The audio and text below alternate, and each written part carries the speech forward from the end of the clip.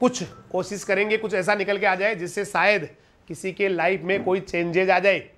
तो आज हम बात करने वाले, बहुत सारे लोग होते हैं जो हमेशा सोचते हैं कि मुझे कोई ना कोई सपोर्ट करेगा, मुझे कोई सहारा देगा, या फिर वो शिकायत करते रहते हैं कि हे भगवान, उस फला बच्चे के ना उसके फादर कितना सपोर्ट करते हैं, उसके मदर कितना सपोर्ट करते हैं, उसके ना घरवाले कितना सपोर्ट करते हैं, मेरे घरवाले मुझे सपोर्ट नहीं करते। भाई साहब, आज से अगर 10 साल या 15 साल पहले के फ्लैशबैक में जाए आपके पापा जी के पास, या आपके पापा जी की जिंदगी में जाए पीछे, या दादाजी की जिंदगी में जाए, तो वहां तो कोई सपोर्ट करने वाला उनके सामने तो था ही नहीं। एक्चुअली आपके फादर से पहले शायद कोई पढ़ाई नहीं होगा, और हो सकता है कईयों के तो फादर भी नहीं पढ़े होंगे, ऐसा हुआ होगा। तो सपोर्ट जो है ना वो उनको कहां से मिला होगा भाई, कभी नहीं मिला। तो वहां तो ये हो सकता है, लेकिन आज के टाइम में भाई आदमी खुद सक्षम होता है सपोर्ट के लिए। उसके पास उसको अगर राह देखनी है तो हजारों ऐसे साधन होते हैं जहां से वो जानकारी, भाई आदमी का दिमाग जब किसी चीज के बारे में सोचने लगता है मुझे ये चाहिए, तो बेटा उसको रास्ता मिलता है, उसको रास्ता मिलता है। जो आदमी दरवाजा खटखटाता है उसके लिए दरवाजे खुलते हैं, जो रास्ता ढूंढने की कोशिश उसके लिए रास्ते मिलते हैं। इसलिए बिना किसी के सहारे चलने की आदत डाल लो, क्योंकि सहारा जो लेते हैं वो ज्यादा आगे नहीं बढ़ पाते, और जिंदगी में सहारे हमेशा मिलते भी नहीं है।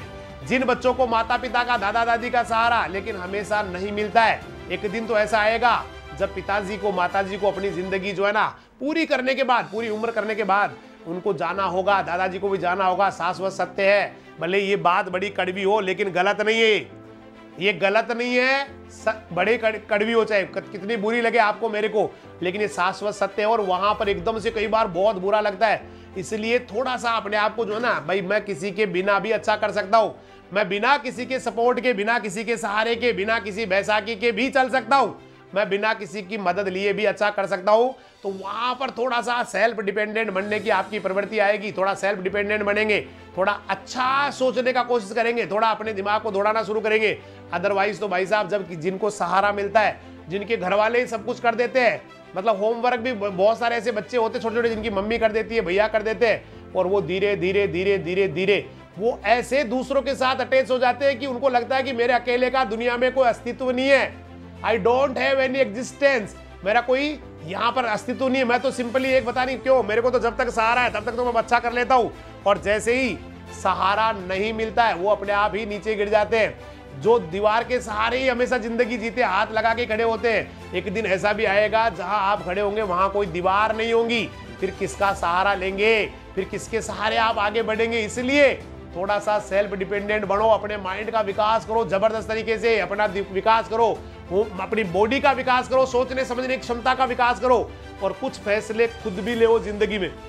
हर फैसला जिंदगी में किसी से, बहुत अच्छी बात है किसी को पूछना, किसी की राय लेना, लेकिन जो फाइनली जो डिसीजन लेना होता है वो तो आप करो। क्योंकि किसी कब तक बेटा ये जिंदगी आप सहारों पे जियोगे, बैसाखी के सहारे जियोगे, और बैसाखी के सहारे चलने वाले ज्यादा नहीं चल पाते, चल तो वही पाते जो बैसाखी को फेंक के अपने पैरों पे विश्वास कर लेते, अपने आप पर विश्वास कर लेते हैं और बढ़ने लग जाते हैं बहुत ही स्पीड से। इसलिए मत करो किसी सहारे की उम्मीद, क्योंकि भगवान ने आपको बहुत स्ट्रॉन्ग बनाया है, बहुत ताकतवर बनाया है। जन्म के समय असीम शक्तियां थी, आज भी आपके अंदर असीम शक्ति है, केवल और केवल जन्म के समय या जन्म के थोड़े साल बाद में आप में असीम शक्तियां भी थी, और उन शक्तियों को महसूस करना भी आता था। लेकिन जैसे जैसे बड़े हुए, असीम शक्तियां आज भी आपके पास है, लेकिन महसूस करना आपने बंद कर दिया। आप भूल गए वो चीजें सारी की सारी, वो ताकत भूल गए। बचपन में आप कभी कभी देखना, याद करना फ्लैशबैक में जाके, बहुत बार ऐसे क्षण आए हैं जब आपने सबका दिल जीत लिया था, जब सारे लोग आपके लिए तालियां बजा रहे थे, जब आपने बचपन में पोइम सुनाई थी सारे लोग आपके लिए तालियां बजा रहे थे, जब आपने बचपन में कभी डांस किया था सारे लोग आपके लिए तालियां बजा रहे थे, जब बचपन में छोटे छोटे बच्चों के साथ आप दौड़े थे उस समय भी आप चैंपियन बन गए थे, आपके लिए तालियां बजाई जा रही थी। बचपन में आप जो है ना अपने क्लास में फर्स्ट आ गए थे, तब भी आपके लिए सबने तालियां बजाई थी। बचपन में आप बहुत अच्छा बोल लेते थे, किसी भी चीज का हाजिर जवाब दिया करते थे तो भी आपके लिए तालियां बजती थी। बचपन में आप है ना कभी कभी ऐसी ऐसी बातें कर जाते थे कि सारे लोग बड़े अंगुली आश्चर्य से जो है ना दांतों तले अंगुली दबा लेते थे, बोला ये इतना दिमाग इसमें कहां से आ गया, इतने छोटे से बच्चे में ये इतना सोचना शुरू कैसे कर दिया इसने, बहुत ही गंभीर बातें करता है तो। और तभी भी लोगों ने तालियां बजाई थी जब आपने वो वाला रिंगटोन चेंज कर दिया था जिसको ना पापा चेंज कर पाए थे, ना मम्मी चेंज कर पाई, ना दादा चेंज कर पाए थे। उस रिंगटोन को भी आपने मोबाइल के अंदर चेंज कर दिया दादाजी के मोबाइल में, तब भी लोगों ने आपको कहा था शाबाश। इसका मतलब बचपन में आपने न जाने कितनी बार सक्सेस, तो वहां पर आपके अंदर जोश भी था, जुनून भी था, किसी का सहारा न लेने की आदत भी थी, अपने आप पर विश्वास था। लेकिन धीरे धीरे धीरे धीरे सब कुछ आपके पास रहा, ताकत भी आपके पास आज भी है, ऊर्जा भी आपके पास आज है, केवल कमी आ रही है तो अपने आप पर विश्वास की, सेल्फ कॉन्फिडेंस की, सहारा लेने की आदत आपकी पड़ चुकी है। बचपन में किसी का सहारा नहीं लेते थे, अपने आप अपनी मस्ती में मस्त रहते थे, जहां मर्जी होती थी, इस वाले कमरे में जाना है, वहां सो जाना है, ताई जी के पास, ताऊ जी के पास, दादाजी के पास, है ना। धीरे धीरे धीरे धीरे इतने पंगु हो गए कि आपको लगता है कि अब तो मेरा इसी कमरे में मुझे नींद आती है, अब तो मुझे जो है ना यही जगह सबसे बढ़िया होती है, अब तो मुझे जो है ना ये वाली जगह बैठ के ही बाहर पढ़ने में आनंद आता है। धीरे धीरे क्या है कि कुछ बातों के आप गुलाम हो चुके हैं। एक बच्चा होता है उसको इतनी दिक्कत नहीं होती है, वो कहीं भी रह लेता है, किसी भी तरह से रह लेता है ना, कहीं भी चला जाता है। लेकिन जैसे जैसे बड़े होते हैं उसके बाद में न जाने कितनी हमें आदतें पड़ जाती है कि ये नहीं है तो ये नहीं हो सकता, मेरे पास जो है ना ये चीज नहीं है तो मैं ये नहीं कर सकता मेरे पास, ऐसे धीरे धीरे हमारी जो है ना आदतें हो जाती है। मतलब हम सहारा लेने ले जाते हैं बैसाखियों के, और यही सबसे बड़ी प्रॉब्लम होती है, क्योंकि एक दिन तो बैसाखी को हट जाना है माय डियर स्टूडेंट्स, एक दिन तो बैसाखी को हट जाना है। दुनिया की कोई बैसाखी स्थायी नहीं होती है, दुनिया का कोई सहारा स्थायी नहीं होता है, कभी न कभी वो छिन जाते हैं और फिर आदमी को लगता है मेरे साथ ये क्या हो रहा है, मेरी धरती जो है ना पैरों के नीचे से खिसकती जा रही है, आसमान टूटता जा रहा है, अभी लोग जो है ना मेरे साथ ऐसा क्यों कर रहे हैं, लोग मेरे मजे क्यों लेने लगे, लोग मुझे क्यों फुटबॉल बना रहे, लोग मुझे जो है ना क्यों जलील करने की कोशिश कर रहे हैं।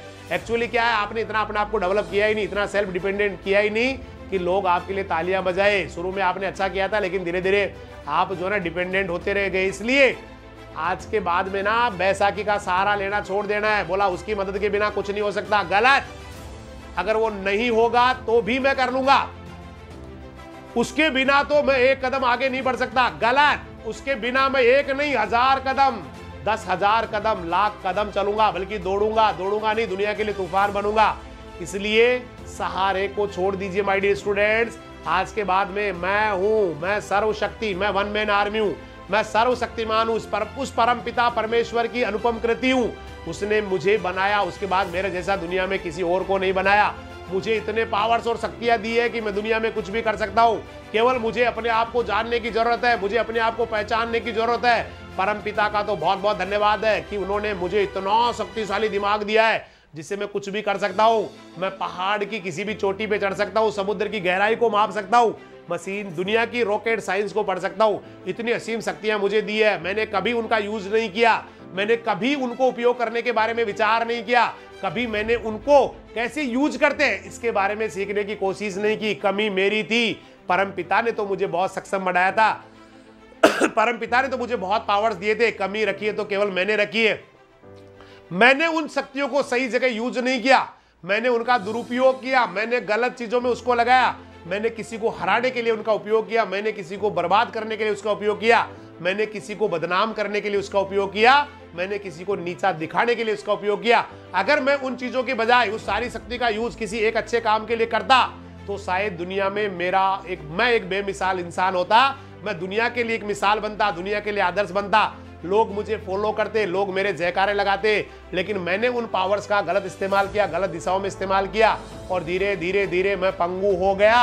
और आज मैं बिना बैसाखी के, बिना मेरे दोस्तों के, बिना माता पिता के, बिना मेरे चाचा ताऊ के, बिना किसी जो है ना किसी की मदद के कुछ भी नहीं कर सकता, क्योंकि मैंने धीरे धीरे अपने आप को इतना ज्यादा कमजोर कर लिया।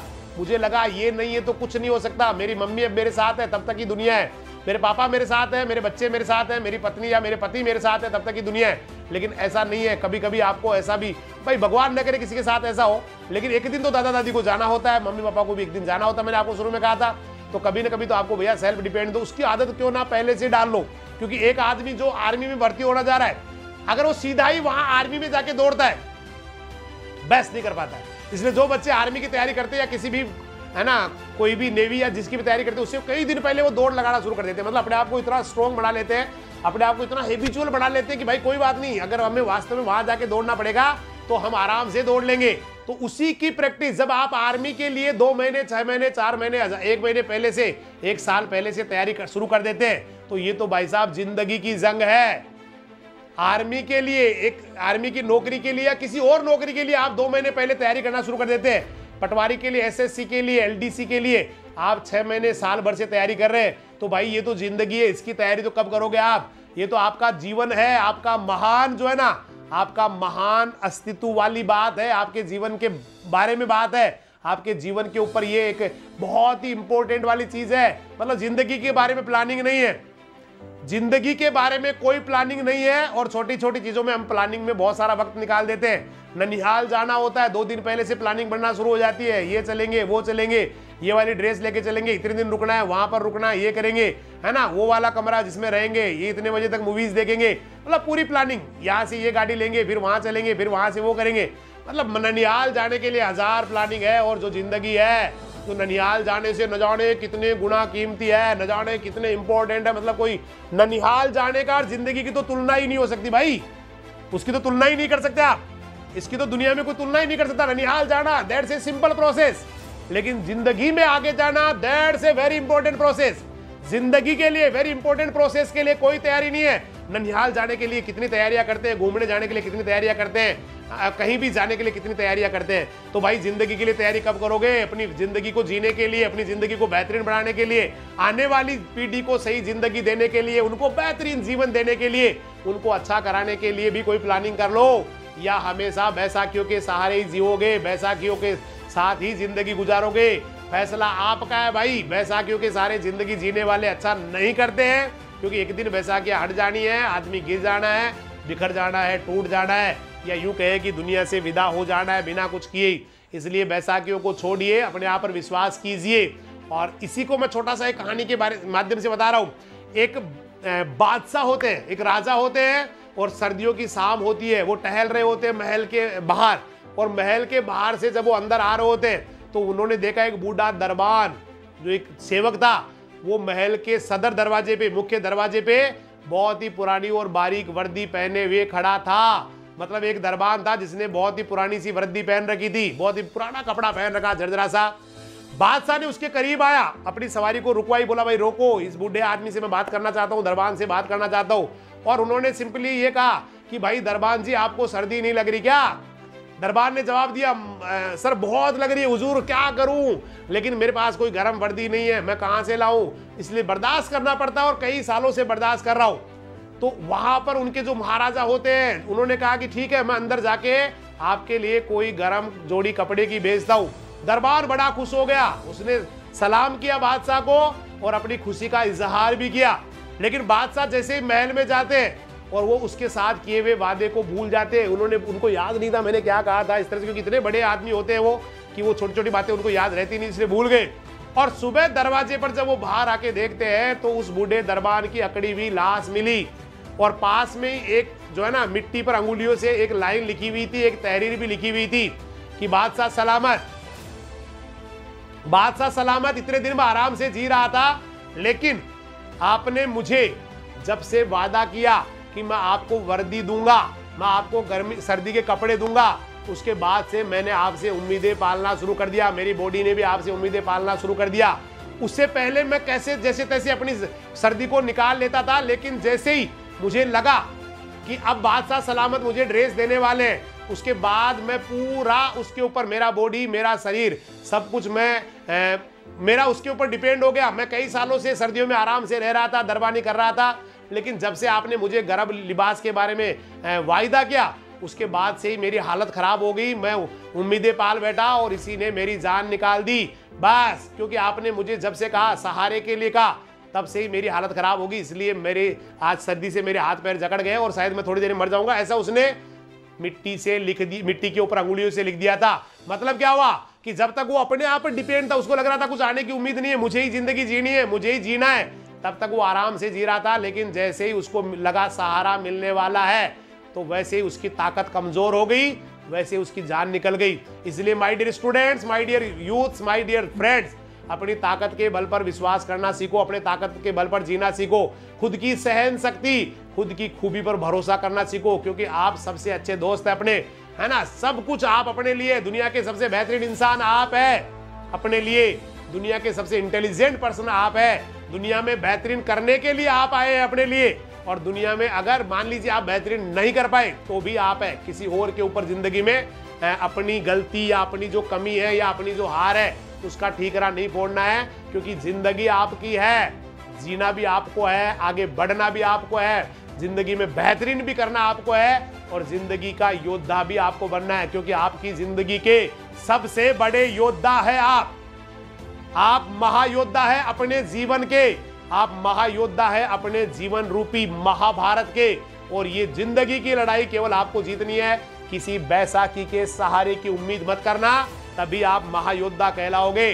अदरवाइज आप बैसाखी के सहारे अगर जीत भी गए तो लोग आप पे थू थू करेंगे। जिंदगी में, इतिहास में कभी आपको कोई याद करना पसंद नहीं करेगा, क्योंकि वो कहेंगे कि साहब उन्होंने मदद की थी, ससुराल वालों ने मदद की थी इसलिए अच्छा कर गया, उन्होंने मदद की थी इसलिए अच्छा कर गया। इसलिए जिंदगी बेटा आपको जीनी है और कहीं भी इतिहास में आपको इज्जत के साथ याद किया जाए। अगर आप ये चाहते हैं तो बैसाखी का सहारा लेना छोड़ दीजिए, अपने आप पर विश्वास करना शुरू कर दीजिए, क्योंकि जिंदगी आपकी है, दुनिया आपकी है, ये हिंदुस्तान आपका है। आप अच्छा करेंगे तो हिंदुस्तान पूरा अच्छा करेगा, क्योंकि हर इंसान ने जब अच्छा करना शुरू कर दिया तो मेरा हिंदुस्तान बहुत आगे आ जाएगा एक दिन। इन्हीं शुभकामनाओं के साथ कल फिर से मिलने वाले, तब तक के लिए सभी को बोलूंगा नमस्कार, जय हिंद, जय राजधानी, सत श्री अकाल, सब्बा खैर, वाहे गुरु दी फतेह, खुदा हाफिज, अल्लाह हाफिज, राम राम साहब।